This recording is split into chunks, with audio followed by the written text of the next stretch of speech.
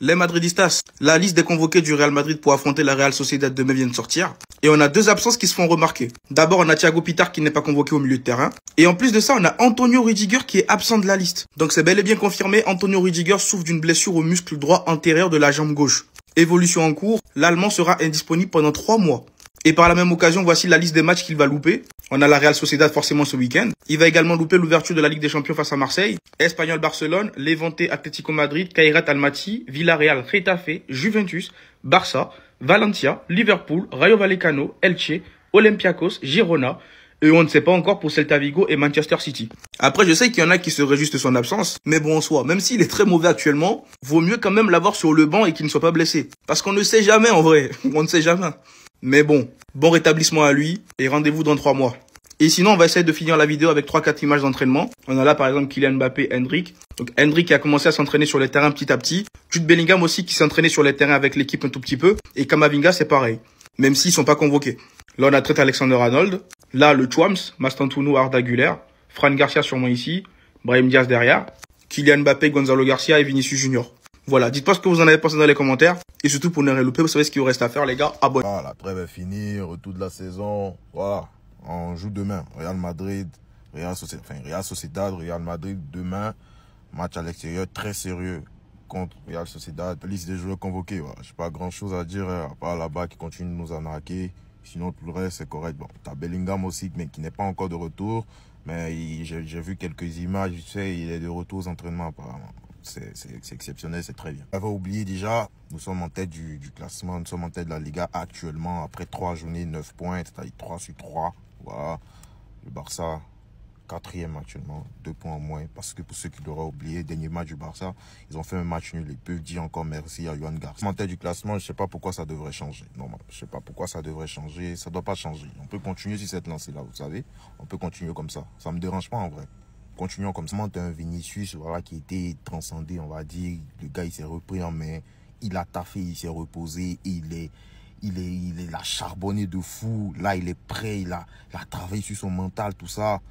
Donc, les prochaines prestations, performances de Vinicius, les gars, ça sera du sérieux, apparemment. C'est ce que j'ai vu dans la presse tout à l'heure. Ça aussi, c'est une bonne nouvelle. Puis, on attend de voir demain contre la Sociedad.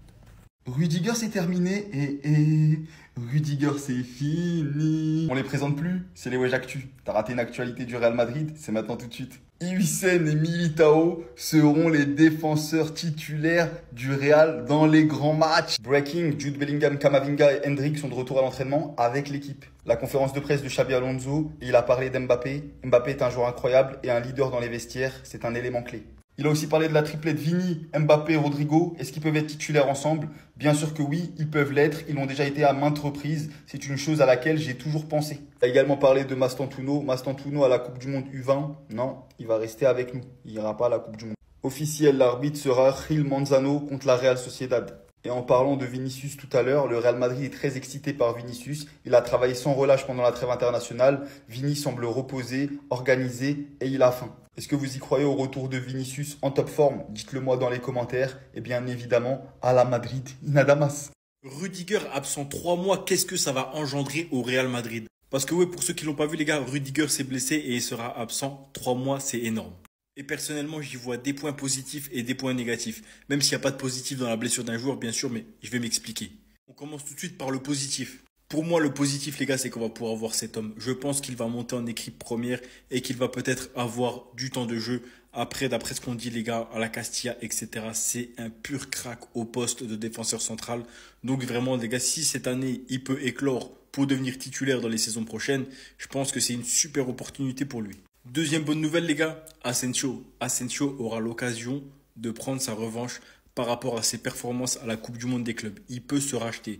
Parce que moi, je reste convaincu, les gars, de ce qu'on a vu la saison dernière. Quand il est en confiance, c'est un super défenseur. Il est au top. Et je me dis qu'associé à Higuaín, ça peut être vraiment pas mal. Et là, les gars, je vais parler du point négatif que tout le monde sait. Le Real Madrid n'a recruté qu'un seul défenseur central cet été au Mercato.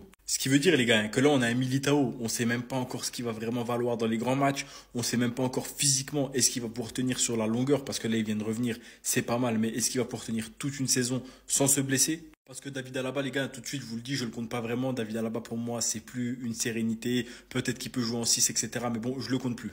Et là, je me dis, les gars, si Militao se pète ou si Huysen se pète, encore pire, on est terminé. Vraiment, les gars, si les deux se pètent, on finira avec une charnière Asensio, Tchouaméni, comme la saison dernière. Autant dire quelque chose, les gars, qui ne respire pas la confiance. On ne peut pas se permettre de mettre Tchouaméni en défense centrale quand on voit les performances qu'il est en train de nous sortir là actuellement en tant que numéro 6. Vraiment, on ne peut pas le couper dans sa lancée. Antonio Rudiger est absent 3 mois. Lui, dans l'avenir au Real Madrid, est très incertain et qui devrait sûrement quitter le club à la fin de la saison pour être honnête avec Alaba. C'est dommage, ça nous fait un défenseur central en moins dans l'équipe 1, mais on peut essayer de gratter pour Martinez. Ou sinon, on peut gratter un peu pour Aguado, un petit truc. Parce qu'on est d'accord, c'est dommage qu'il soit blessé, etc. Mais si les petits peuvent gratter sur son dos, moi je dis pas non. En tout cas, on va voir comment ça sera géré par le Real Madrid, sachant qu'il y a quand même Alaba et Asensio qui sont quand même toujours présents au club. En tout cas, j'ai hâte de voir si un jeune de la Castilla montera avec l'équipe pro. Bon retour de trêve. C'est une blague, les gars. Regardez bien cette liste. 3 mois de blessure. Ça vient de tomber à l'instant. Rudiger est forfait 3 mois. Blessure au muscle droit de la jambe gauche. Il manquera littéralement 3 mois de compétition. Déjà que son niveau s'était grave affaibli. Maintenant, une blessure comme ça qui spawn. Nul doute sur le fait que lui et David Alaba, 2026, ça doit vraiment partir. En attendant, il y a la relève. Il était déjà sûr d'avance que Gini Huysen et Militao seront les défenseurs centraux titulaires du Real Madrid lors des grands matchs. Mais là, on espère tout simplement plus de blessures. Connaissant la fragilité de Militao, alors qu'il revient très bien sur ces derniers jours, j'espère qu'il va faire le travail. Parce que sur le banc, quand vous regardez au final, il nous restera Raúl Asensio, qui a aussi énormément perdu de niveau, et David Alaba, lui, j'en parle même pas. Quand vous regardez au final, malgré toutes nos recrues, il suffit d'avoir une seule blessure et tout peut partir en live durant toute la saison. On a aussi Juan Garcia de l'équipe secondaire du Castilla, lui aussi qui vient de revenir de blessure il n'y a pas très longtemps. Mais lui, le temps qu'il monte, le temps qu'il s'adapte à la nouvelle équipe, au nouvel entraîneur. En tout cas, on va pas penser mauvais, on va espérer le mieux et on verra comment ça va se dérouler. On peut rien faire d'autre, de toute façon, c'est pas de notre ressort. Par contre, Rudiger et Alaba, faut vraiment que ça parte. Non, non, non, non, non. Antonio Rudiger est out pour 3 mois. Est-ce qu'on pourrait faire une saison avec des défenseurs centraux épargnés par les blessures? Que ce soit Alaba, Militao, Antonio Rudiger, on est maudit. Voici la liste des matchs que Antonio Rudiger va manquer. Real Sociedad, Marseille, l'Espagnol Barcelone, Levante, Atlético Madrid, Kairat Almaty, Villarreal, Retafe, Juventus, Barcelone, Valence, Liverpool, Rayo, Elche, Olympiakos, Girona, Celta Vigo et Manchester City. Je suis d'accord que Rudiger, c'est pas le joueur qu'on avait quand on a pris la Ligue des Champions. Oui, mais rendez-vous compte, là dans notre défense, on va compter Gini Huysen qui lui est remarquable et on peut compter sur lui. Eder Militao qui peut se péter à tout moment, qui revient des ligaments croisés. David Alaba qui pour moi ne fait même plus partie des joueurs du club. Et le quatrième, c'est Raúl Asensio dont on n'a absolument pas confiance durant cette saison. Je veux bien que Rudiger, ça n'aurait pas été satisfaisant pour jouer face à des grosses équipes, mais il nous aurait fait du bien pour faire tourner, pour faire reposer au moins Eder Militao, pour pas qu'il risque de rechuter. Tu vas donc donner énormément de minutes à Eder Militao et donc tu auras forcément beaucoup plus de chances qu'il se pète. Là, faut espérer un seul truc, qu'Eder Militao ne se blesse pas, que Raúl Asensio revienne comme il était au top la saison dernière et que Gini Huysen continue sur ce début de saison excellent. Encore une fois, on nous dit pour la 6e fois en 1 an que Vinicius va retrouver son prime. Moi, je suis un Barcelonais et je kiffe Vinicius, mais j'en ai marre en fait de voir ces informations. Moi, je veux vraiment son retour pour de vrai. Parce que même si je suis pour le Barça, j'aime le football. En sélection et en club, je veux le voir performant. Vinicius Junior est à 200%. Il est en pleine forme. Il sait que c'est son tour.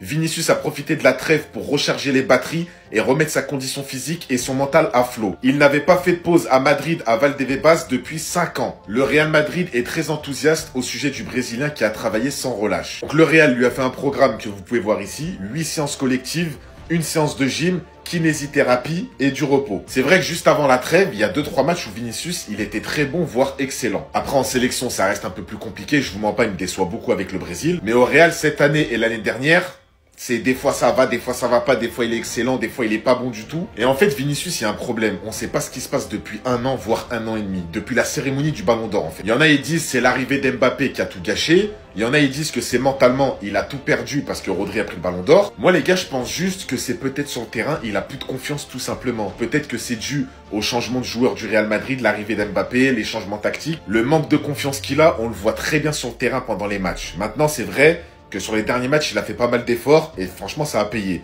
On verra. J'ai déjà vu ça quelque part. Le mec, il a pas... Vinicius a continué de s'entraîner dur pendant la trêve, ce qui ravit le Real Madrid. Vini semble mentalement reposé, plus organisé, avec une soif de revenir au plus haut niveau. Le club dit qu'il sait que c'est son tour de briller. Vinicius est à 200%, il est en pleine forme, blablabla. 8 séances collectives, 1 séance de gym, kinésithérapie, repos. Vinicius serait prêt pour faire la saison de sa vie. En tant que fan de foot, j'ai envie de voir ça. J'ai envie de revoir le Joga Bonito Vinicius. Mais en tant que Barcelonais, pas du tout. Les gars, un Vinicius qui annonce qu'il va être à 200%, qui va faire beaucoup plus d'efforts qu'avant, etc. Moi, j'ai déjà vu ça quelque part. Vinicius après son Ballon d'Or, j'en ferai 10 fois plus s'il le faut. Ils ne sont pas prêts. Bilan, 1 an plus tard... Le mec, il a pas... Carrément, il est même plus sélectionné avec le Brésil. Et Xabi Alonso, il serait prêt à titulariser Vinicius avec Mbappé et Rodrigo. Il dit qu'ils l'ont été à maintes reprises et c'est une chose à laquelle il a toujours pensé. Il y a toujours pensé, mais ça fait quand même 3 mois qu'il est là. Il l'a jamais fait. Xabi, au bout d'un moment, faut dire la vérité. Blague à part, on lui souhaite le meilleur. Moi, je vais suivre ça, les matchs de Vinicius, et j'espère qu'il reviendra à son prime. Vraiment, les mecs, je pensais pas, mais Xabi Alonso, il est prêt à faire les mêmes erreurs qu'Ancelotti. Regardez ce qu'il vient de dire. Que Mbappé, Vinicius et Rodrigo soient titulaires ensemble, bien sûr qu'ils peuvent l'être. Ils l'ont été à maintes reprises. C'est une chose à laquelle j'ai toujours pensé. Est-ce qu'on peut le rappeler que ce trio-là, il marche pas? C'est vrai, depuis l'arrivée d'Mbappé, j'ai jamais vu les 3 performants en même temps. Et c'est ça qu'on reprochait à Ancelotti. Je vais me répéter, mais je vais vous dire pour moi le meilleur trio d'attaque pour le Real Madrid. Déjà, tu prends Vinicius, tu le mets du côté droit. Ensuite, Mbappé, faut abandonner cette idée de numéro 9. C'est pas un numéro 9. Bien sûr, tu le mets numéro 9, il va marquer. Mais il est pas bon dans le jeu. Donc Mbappé, tu le remets à son côté gauche, qui fasse des accélérations, qui fasse un spécial crochet frappe. Mbappé, il doit retourner à gauche. Au poste de numéro 9, tu me refous Gonzalo Garcia. Il a fait une Coupe du Monde des clubs incroyable. C'est un vrai 9. Il sait se déplacer. Il marque des buts de la tête. C'est le seul attaquant qui va pouvoir amener des buts de la tête. Vini et Mbappé, ils sont nuls. Bien évidemment, Rodrigo, il doit aller sur le banc. Ça fait des mois que ça marche pas. À un moment donné, il faut se rendre à l'évidence. Ce trio, il est pas fait pour performer. Et là où Xabi Alonso, il a été intelligent, c'est de mettre Vinicius et Rodrigo en concurrence. Parce que quand Vini, il a démarré sur le banc et qu'il a fait jouer Rodrigo à sa place, quand il est rentré, il a fait un match masterclass alors qu'il n'était pas performant depuis plein de matchs. Bref, en tout cas, moi, j'y crois pas. Dites-moi ce que vous en pensez dans les commentaires.